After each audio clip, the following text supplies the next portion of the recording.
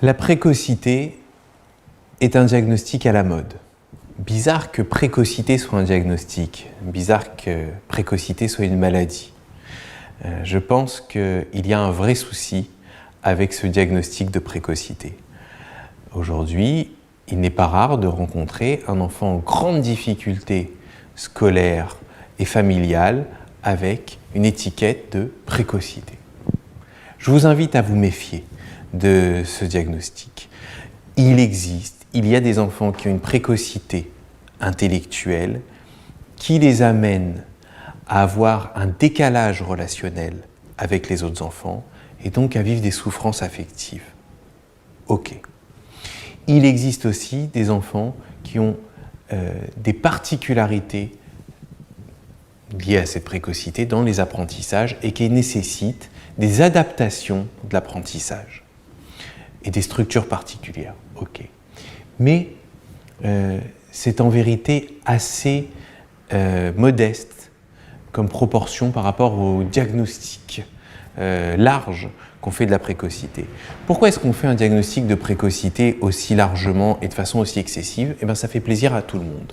Mon enfant a un problème, je l'amène en consultation pédopsychiatrique, et là, magnifique, personne ne va se remettre en question. En fait, c'est pas qu'il a un problème, c'est qu'il est trop génial. Il est trop intelligent, on s'en est trop bien occupé, et c'est la société qui est inadaptée à lui. Méfiance avec ce diagnostic, parce qu'en vérité, il abandonne l'enfant à sa problématique.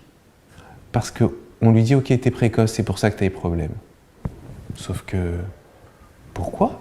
Est-ce que être très intelligent, plus intelligent, m'empêcherait d'être heureux en cours? Parce que je m'ennuie.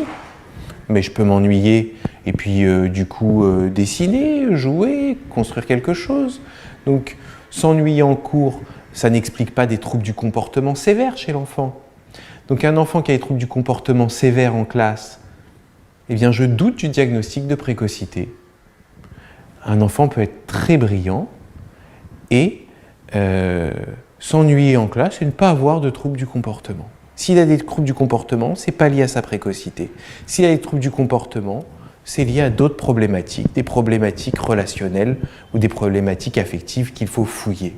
Et si, parce qu'on fait un test chez le psychologue, on voit des zones de véritable précocité chez notre enfant, si on donne cette étiquette, ce tampon précocité sur les troubles du comportement de notre enfant, ses difficultés à l'école, ses difficultés à la maison, ses difficultés avec les copains, à ce moment-là, on prend le risque grave pour lui de l'abandonner à ses vraies difficultés affectives.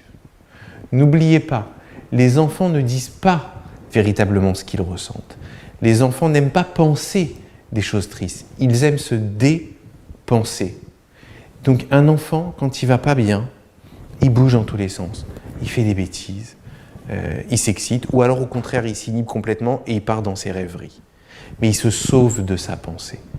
Donc le travail de l'adulte et du professionnel de santé, notamment du psychothérapeute, c'est d'aller comprendre le pourquoi de ces comportements.